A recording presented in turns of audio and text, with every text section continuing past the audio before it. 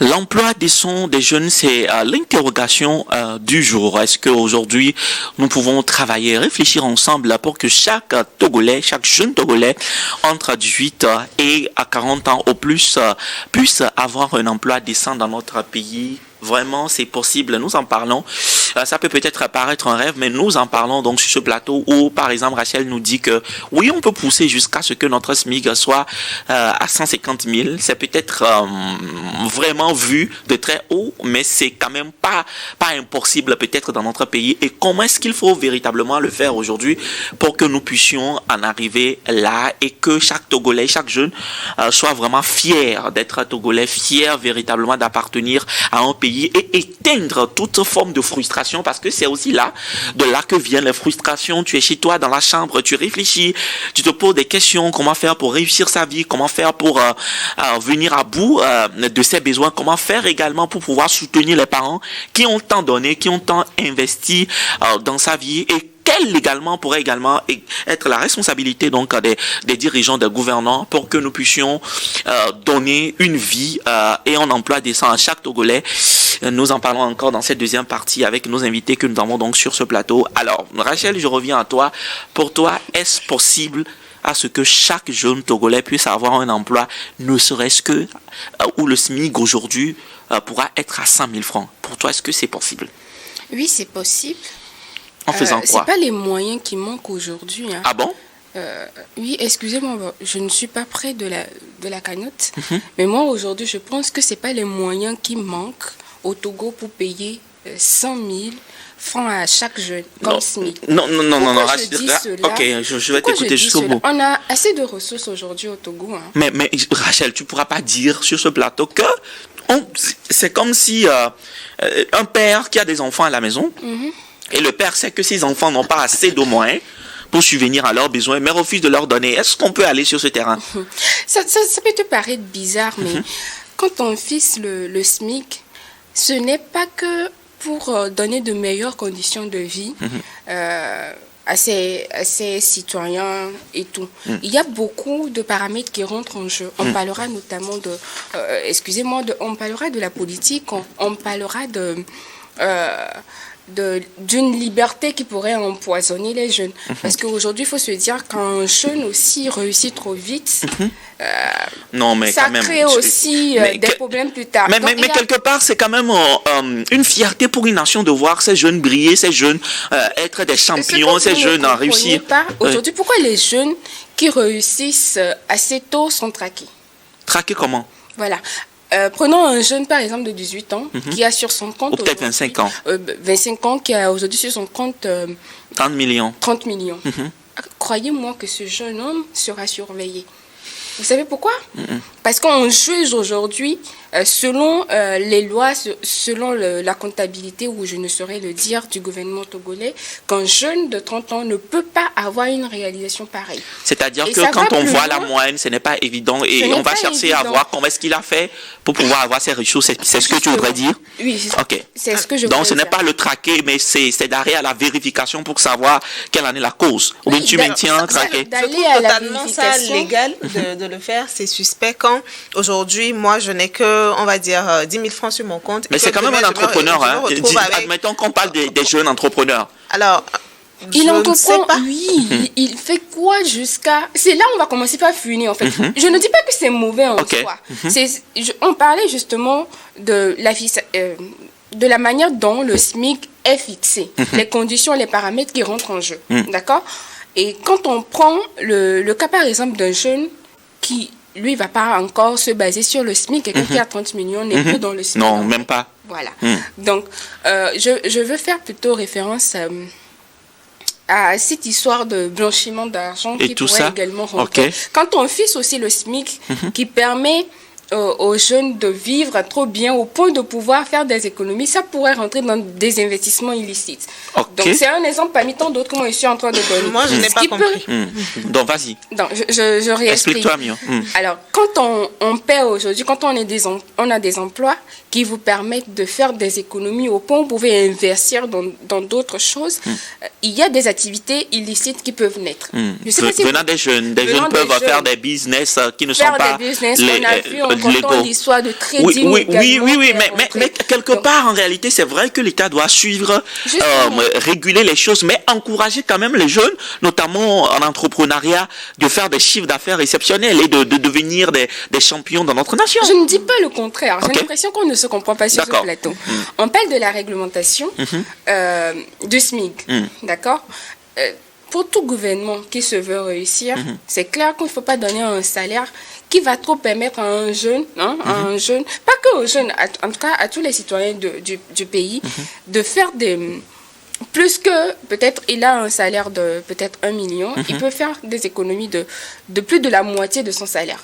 La moitié de son salaire, si c'est un jeune ambitieux, naturellement, il va l'investir dans d'autres choses. Ce qui fait que ça pourrait rentrer dans quelque chose d'illicite. Ça, je n'en sais pas. Bon, c'est peut-être un paramètre. C'est juste un paramètre, justement. Donc, pour éviter cela, les gouvernants, parmi tant d'autres, comme tous les pays d'ailleurs du monde, pourquoi on ne le fixe pas à 5 000? Pourquoi c'est toujours moins, en fonction des conditions de vie? Donc justement, moi je faisais allusion à ça pour dire qu'aujourd'hui, en voyant la réalité de nous les Togolais, nous donner encore un SMIC de 52 500, c'est très peu. Et qu'on pourrait le hausser à 150 000, comme je le disais tantôt. Ce qui pour va permettre à chaque jeune d'être épanoui, de vivre décemment. Les 150 000 ne vont pas pour autant lui permettre de faire des économies au point où il pourrait se lancer dans des activités. Mais il peut vivre au moins décemment, pour un temps soit peu. Rien à voir avec un entrepreneur de peut-être 25 ans qui a 30 millions ou truc là sur son compte. Super. Alors, Pélagie, que doit-on faire aujourd'hui à l'entame de cette émission? Je sortais... l'analyse ou la réflexion de 3 écoles différentes pour certaines personnes, et ces personnes pensent qu'en réalité tout doit repartir sur une autre réflexion, changer le paradigme même sur la question même de l'employabilité des jeunes, vraiment repenser la question, réévaluer aujourd'hui le nombre de jeunes qui sont sous-employés et qui n'ont pas d'emploi, proposer quelque chose de nouveau, outre que ce que nous savons aujourd'hui, ces mécanismes et tout là, qui en réalité pour certaines personnes ont montré en réalité leurs limites. Ça, c'est le premier point. Qu'est-ce que toi, tu en penses? Alors, je crois que nous, jeunes aujourd'hui, on est limités en termes de réflexion, en termes pas de vision, mais d'ambition. La dernière fois, je voyais sur Facebook un jeune qui avait mis un commentaire comme quoi lui rend grâce à Dieu parce qu'il gagne 35 000 francs. Okay. J'étais là comme ça, mais à quel moment 35 000 francs te permet de vivre, de survivre jusqu'à, tu dis Dieu merci. Peut-être qu'elle se compare à quelqu'un qui a 0 francs. Voilà, justement, c'est de là que je dis que ce jeune-là qui a fait ce commentaire n'a pas l'ambition nécessaire. Et donc, le jour où ce jeune-là gagne 52 500 pour lui, ce sera alléluia, quoi. Ou c'est peut-être de l'ironie aussi. Justement. Moi, je pense ça peut être également de l'ironie. Sous le commentaire où je l'ai vu, je ne pense pas. Super, allons-y. Donc, rendre grâce à Dieu pour 35 000 francs, c'est grave, c'est très, très grave. Et je ne sais pas si ce sera inclus dans l'éducation, à l'école ou à la maison, mais nous, jeunes, on doit comprendre que on ne doit pas avoir de limites parce que dans notre entourage, des personnes ont évolué ainsi et que ce n'est pas forcément la meilleure, mais comme ça a été ainsi, on a grandi en étant à l'aise là-dedans. Donc, on se dit, voilà quoi, on avance, ce n'est pas si grave que ça. Pélagie, ce que je voudrais comprendre, là, nous sommes en train d'attaquer des solutions. Pour toi, c'est-à-dire sur ce plateau que les jeunes Togolais, pour la plupart, ne sont pas assez ambitieux. Ils sont limités dans leur manière de percevoir les choses et de rêver gros, de rêver grand et de désirer le meilleur des meilleurs pour eux. Est-ce qu'on peut se permettre de le dire? C'est une question difficile. Hein. Alors oui, c'est très très difficile, je dois dire, parce que pour le jeune, par exemple, qui ne gagne pas assez, mais qui se contente, ce n'est peut-être pas le rêve qui lui manque, mais peut-être la stratégie ou la manière de faire qui le limite. Donc, ça voudrait dire que ce n'est peut-être pas l'ambition qui manque, ce n'est pas le rêve qui manque, mais c'est la stratégie pour pouvoir avoir assez de ressources peut-être qui manque. Oui. On peut le dire ainsi. Genre, l'ambition doit être à un niveau que ça doit nous aller vers les stratégies. Voilà, pour réfléchir assez et se contenter du peu qu'on a. Parfois, moi, je considère ça comme un péché. Donc, toi, tu considères cela comme un péché, Joseph? Est-ce qu'aujourd'hui, pour toi, doit-on parler véritablement de revoir le paradigme de la question de l'employabilité dans notre pays pour certaines personnes, ou peut-être pour toi, comme Pélagie le dit sur le plateau, le problème, c'est peut-être les jeunes qui doivent davantage aller se chercher, davantage frapper les portes, davantage aller à l'information et davantage rêver mieux, rêver le bon, rêver le meilleur pour eux. Je pense que c'est à ces deux niveaux. Okay. Le tout premier niveau, c'est le niveau des gouvernants, parce que aujourd'hui, c'est eux qui nous gouvernent, c'est eux qui nous dirigent, et que c'est de leur responsabilité d'instaurer une bonne condition, bien d'avoir un bon écosystème pour qu'on puisse vraiment travailler et puis gagner notre vie dignement. Donc c'est ce qui va les amener peut-être à repenser autrement au CIMIC, à avoir, puisque aujourd'hui on peut le dire, le Togo regorge assez de richesses minières, où on a beaucoup d'atouts économiques. Si on prend par exemple notre port, il y a beaucoup de choses qu'on peut citer pour qu'on puisse amener qu'on converge toutes ces potentialités. Il faut définir une vision claire. Une vision claire. Par exemple, un jeune... Donc ça manque en fait pour toi, ça manque? Bien sûr. Par exemple, un jeune de 35 ans, je parle beaucoup plus de nos gouvernants. À un niveau, ils doivent définir vraiment cette vision, bien une politique claire. Un jeune de 35 ans qui travaille, combien ce jeune-là doit gagner? Normalement. Donc, c'est en fonction de cela que ça va venir progressivement. On sait que ça n'est pas quelque chose de jour à l'autre. Je pense qu'on va essayer de prendre l'exemple sur le Bénin, où ils sont en train de faire un travail énorme pour pouvoir faciliter beaucoup de choses. Donc, ça peut être une vision dans 5 ans, par exemple, où on saura clairement qu'au Togo, dans 5 ans, un jeune qui a 20 ans, 25 ans, 30 ans, qui travaille, doit naturellement gagner, même que ce soit dans la fonction publique ou bien dans l'informel, dans le privé. Le strict minimum. D'accord. Je pense que ça doit être l'idéal, ça doit être le rêve. Maintenant, au deuxième niveau, je vais parler de la jeunesse. Oui, parce que tout compte fait, dans la vie, il faut commencer petitement. Tu vas commencer toujours bas. Mais tu ne dois pas te contenter de ça, parce que de jour en jour, les choses deviennent beaucoup plus compliquées. La façon dont tu peux gérer 10 000 francs il y a de cela 2 ans, tu ne le peux plus aujourd'hui, parce que les charges augmentent. Tu grandis, il y a beaucoup de choses qui s'accumulent. Donc, ce qui veut dire que tu grandis, tu as des défis et tu dois encore monter ton niveau d'ambition, bien la vision ou bien le rêve de gagner encore plus. Sinon, il doit y avoir un équilibre entre ce que tu gagnes et la manière dont tu vis. Mais s'il y a un déséquilibre, tu vas voir que ça crée la frustration, ça crée l'envie. Et puis, bon, voilà, on peut avoir le courage de le dire, c'est des caractères ou bien c'est des éléments qui indiquent un peu la pauvreté chez nous, la jeunesse. Alors, plutôt Rachel, sur ce plateau, est-ce que tu es peut-être d'accord avec ces jeunes qui disent que en réalité, on a tout ce qu'il faut dans notre pays pour vivre décemment, et la frustration quelque part aussi est liée au fait que il n'y a pas peut-être une distribution équitable quelque part. On a l'impression que nous tous nous méritons mieux, nous tous nous avons mieux, nous tous nous voyons mieux, même si on n'est pas assez informé sur les ressources et tout ce que nous avons. Et plusieurs qui expriment peut-être aujourd'hui cette frustration. Oui, nous sommes au Togo, nous sommes des Togolais, nous valons mieux que ça et nous voulons mieux pour nous. Est-ce que tu les comprends? Je les comprends tout à fait, mais aujourd'hui, avec un peu de recul, je me dis que le Togo n'a pas tout ce qu'il faut pour encadrer toute la jeunesse togolaise. Pourquoi? Parce que depuis des années, on a toujours les mêmes secteurs d'activité. Il n'y a pas de création. D'innovation, d'inventivité. D'innovation en vrai. Et moi, je dirais que nous, en tant que Togolais, on devait commencer par changer notre mentalité. Changer notre mentalité dans le sens où on a toujours été dans la logique comme quoi, après mes études, il y a un emploi. Donc, le moyen de réussir, c'est de fréquenter, de beaucoup fréquenter surtout. Et il y a très peu de formations qui impliquent la pratique. Il y a trop de théories aujourd'hui au Togo. C'est reconnu, hein. Quand on va à l'étranger, on sait que les on a un bon diplôme et tout. Les Togolais ont de bons diplômes. Mais après tout, qu'est-ce que sert à quoi? À rien. On va dire à grand chose. Ça va faire plus poli. Ça va faire plus poli. Tu as raison, merci.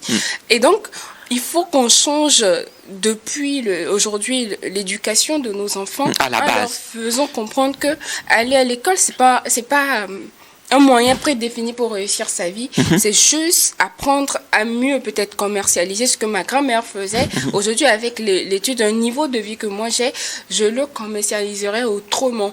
Par exemple, si je dois vendre ma montre au marché aujourd'hui, je peux le vendre sur les réseaux sociaux. Donc, c'est en plus que nous avons. Et au-delà de ça, il faut qu'on revoie aussi la création de l'emploi, comme on le dit. Aujourd'hui, il y a des secteurs qui tendent, ou des secteurs qui sont plus porteurs. On parlera de l'informatique, du digital, de l'agriculture. De l'agriculture, exactement.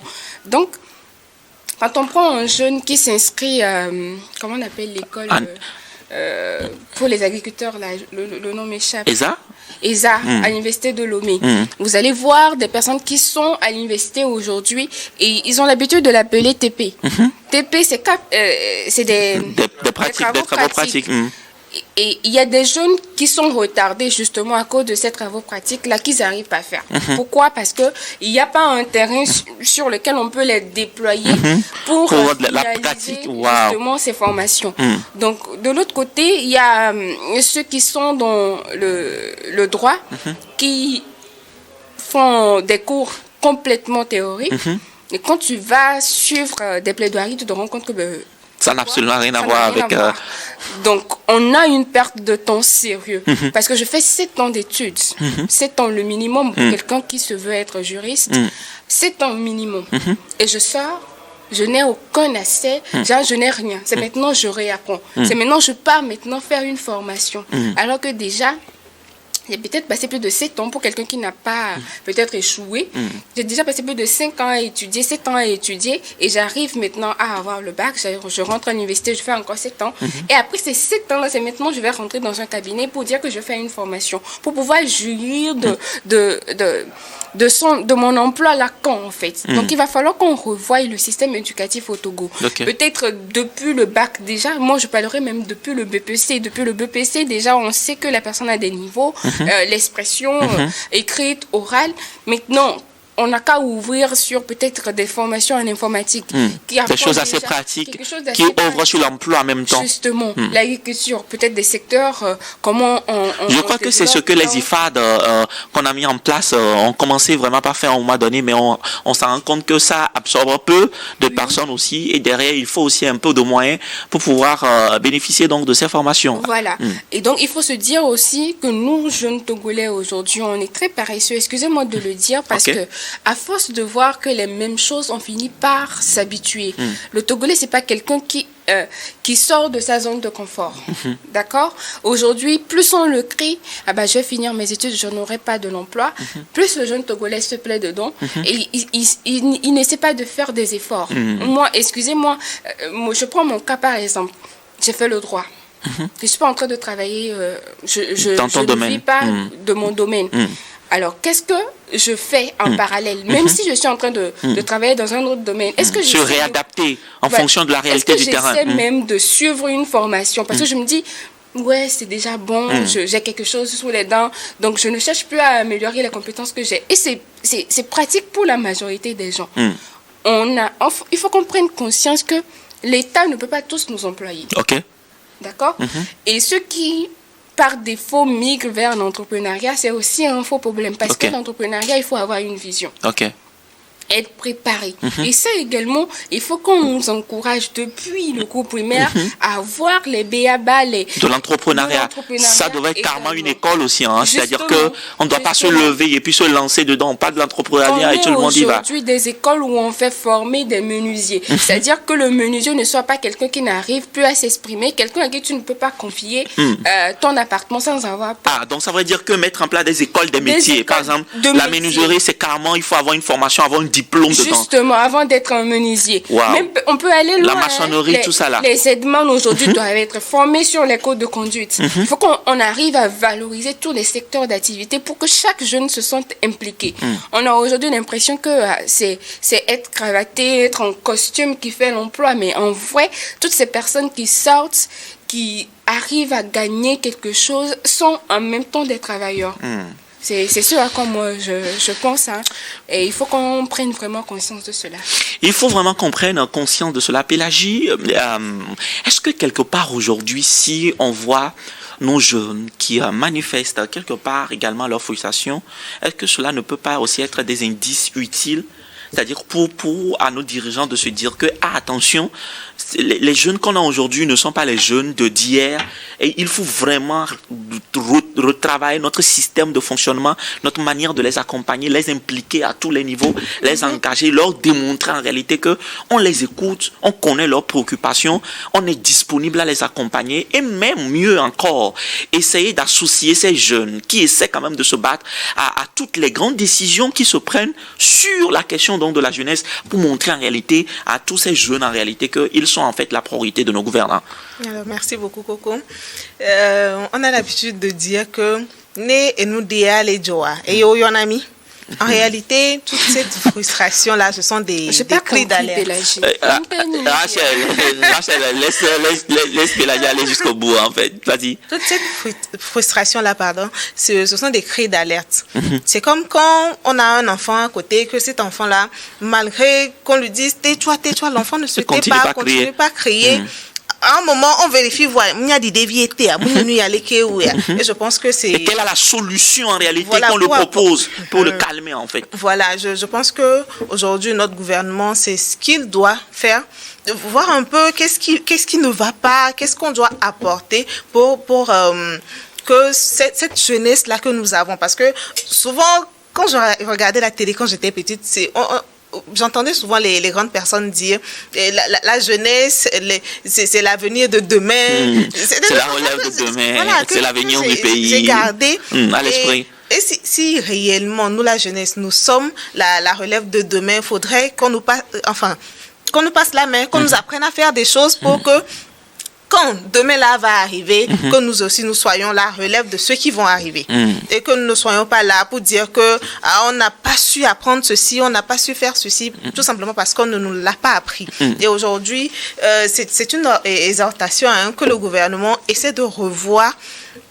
Un emploi, oui, mais un emploi décent, ça c'est, comme les jeunes ont l'habitude de le dire, un emploi, oui, mais un emploi décent d'abord, quoi. Il faudrait qu'on puisse vivre dignement, il faudrait qu'on puisse circuler normalement sans penser à 1001 choses à la fois. Il faudrait qu'on puisse s'asseoir dans notre bureau et attendre que, voilà, à la fin du mois, ce qu'on a pu faire comme travail, ce qu'on a pu apporter et que le revenu soit à la hauteur de cela, qu'on ne soit pas simplement des jeunes qui se battent pour rien. Joseph, nous sommes arrivés à la fin de cette émission. C'est vrai qu'on a encore tellement de choses à dire, mais c'est carrément tout un travail à faire. C'est beaucoup de paramètres à prendre en compte. Nous pouvons déjà encourager peut-être les efforts qui sont faits sur le terrain, mais toutefois en disant sur ce plateau que l'attente est immense, le défi est très très très grand et on ne doit pas dormir. On doit montrer vraiment à la jeunesse en réalité que elle est importante, sa préoccupation,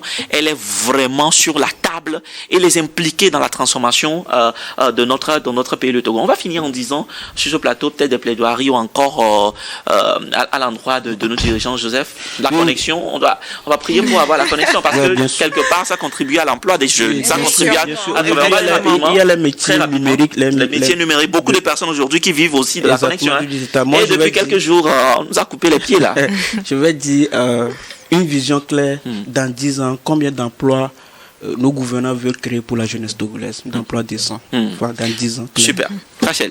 Il y a des efforts. On remercie le gouvernement togolais pour l'investissement qui est fait actuellement dans le milieu de l'employabilité au Togo. Mais nous vous appelons à faire plus d'efforts, à revoir de notre œil ce que nous vivons en tant que jeunes au Togo. Pélagie. Alors, je vais ramener une phrase que Rachel a déjà dit, c'est de revoir le système d'éducation ou sinon de formation. Il y en a marre de suivre des formations, de faire 3 ans de formation, de sortir et puis on est produit. Après les cours, ça part, mais la pratique, ce qu'on apprend à faire avec la main, ça reste. Donc, pourquoi pas des formations pratiques? Et On va s'arrêter là, c'est mieux. On va s'arrêter là. Vous avez tout compris. Nous sommes donc arrivés à la fin de cette émission. L'exercice du jour était vraiment de remettre sur la table la question de l'emploi décent des jeunes, parce que nous estimons que, quoi qu'on dise, c'est également la source des difficultés, des défis que nous rencontrons aujourd'hui et l'expression des frustrations montantes. Et nous appelons également que ce soit les dirigeants et également donc les jeunes, chacun à prendre ses responsabilités, à jouer sa partition pour un Togo meilleur, impliquer les jeunes à tout point de vue, sur tous les plans, dans tous les domaines, dans tous les secteurs, leur montrer en réalité qu'ils sont donc la priorité. Je pense que ce serait vraiment la meilleure solution aujourd'hui, parce que les jeunes, on sait, les jeunes, quand on parle de la jeunesse, on parle des gens qui brouillent, on parle des gens qui ne sont pas forcément trop patients, parce qu'à un moment donné, la réalité du terrain amène véritablement à se lever et à commencer par crier. C'est sur ces mots que nous donc mettons fin à cette émission. Certainement la semaine prochaine, on y reviendra pour continuer par vous inspirer. D'ici là, portez-vous bien et à très très bientôt. Au revoir.